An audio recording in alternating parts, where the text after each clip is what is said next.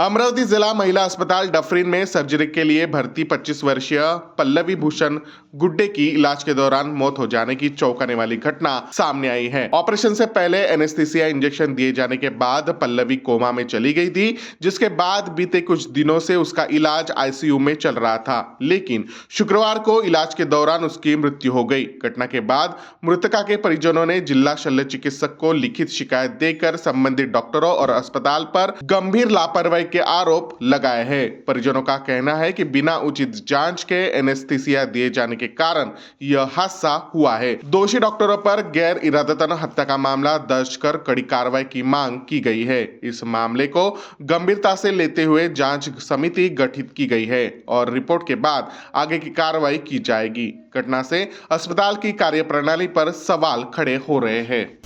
जे आज जो मृत्यू झालेला आहे पल्लवी भूषण गुड्डे आणि ती माझी मुलगी आहे।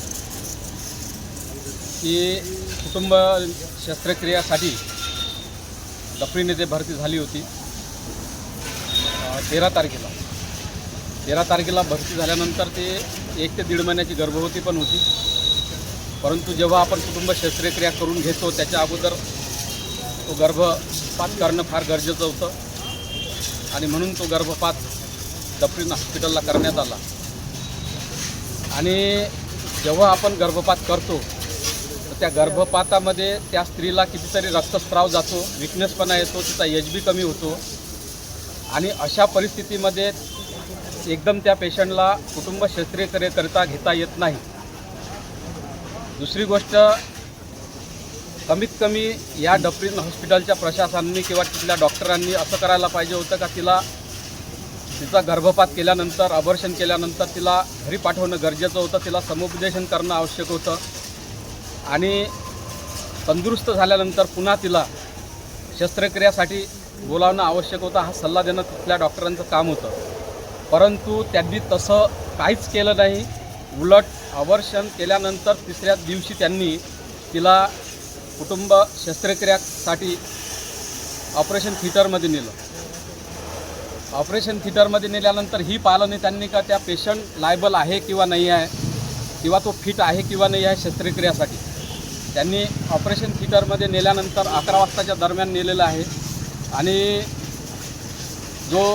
तिथला जो भूलतज्ञ डॉक्टर असेल त्यांनी जे भुलीचं जे इंजेक्शन दिलेलं आहे ॲनेस्थीसियाचं, तर ते जेव्हा मी ते डॉक्टरांना भेटलो 4:30 वाजताच्या दरम्यान, त्यांनी सांगितलं का बा पेशंटला इंजेक्शन देण्यात आलं आणि तेव्हापासून 10 ते 15 मिनिटांनंतर हा पेशंट तुमचा कोमात गेलेला आहे।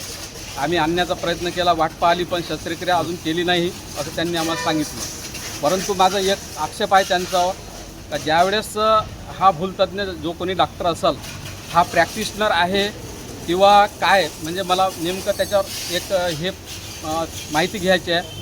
त्यांच्याकडे कोणता डिप्लोमा आहे, काय सर्टिफिकेट आहे का त्यांनी असं कोणतं इंजेक्शन दिलं का एकदम डायरेक्ट पेशंट कोमात गेला।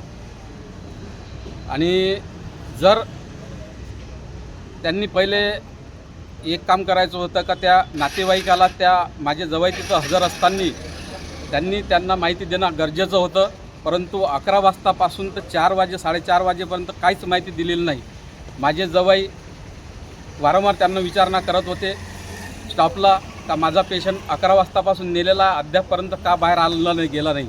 त्याच्यानंतर डॉक्टरांनी सांगितलं का तुमचा पेशंट डायरेक्ट कोमात आहे, स्वतःचा श्वासोच्छ्वाससुद्धा घेऊ शकत नाही, तर त्याच्यामुळेशी आम्ही ऑपरेशन केलं नाही, पण तुमच्या पेशंटला आम्ही इरविनला जिल्हा सामान्य रुग्णालयाला रेफर करत आहोत।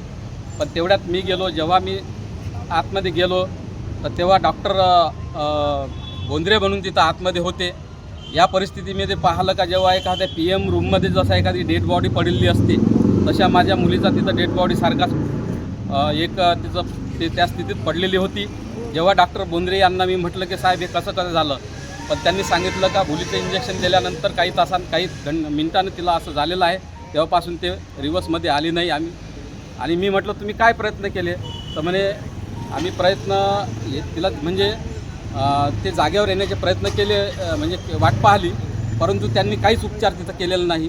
ती जेव्हा इंजेक्शननं कोमात गेली, त्यांचं एक काम होतं सलाईनद्वारे काही इंजेक्शन देऊन त्या इंजेक्शनचा पॉवर कमी करणे आणि तिला शुद्धीवर आणणे, हा त्यांचा अत्यंत महत्त्वाचा भाग होता, पण त्यांनी तसं काहीच केलं नाही तिथं. आणि ही सर्वात मोठी गलती आज त्यांची आहे.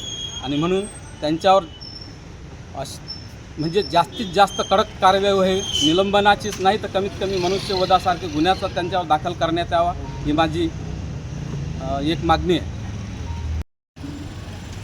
ह्या घटनेवरून असं वाटते की वैद्यकीय क्षेत्रात माणुसकी नावाची चीज ह्या डॉक्टर लोकांनी, ह्या जिल्ह्यातल्या संपूर्ण जिल्ह्यातल्या डॉक्टर लोकांनी ही माणुसकी नावाची चीज या ठिकाणी संपूर्ण पुष्टात आणल्यासारखं ह्या ठिकाणी वाटत आहे. आज ह्या मुलाचं लहान लहान 2 बाळं आहे आणि ह्या डॉक्टरांना हे पण माहीत नाही की त्या मुलीचं वय काय आणि आपण किती काळजी घ्यावं हे या लोकांना समजत नाही.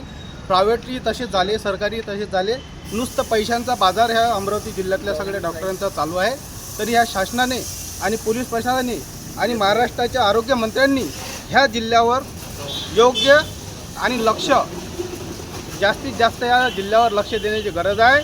प्रायव्हेट प्रॅक्टिशनर असो किंवा सरकारी यंत्रणातले डॉक्टर असो, सरकारी डॉक्टर असो, यांच्यावर आपल्या माध्यमातून माननीय आरोग्यमंत्री यांनी संपूर्ण लक्ष द्यावं हीच मी विनंती करतो.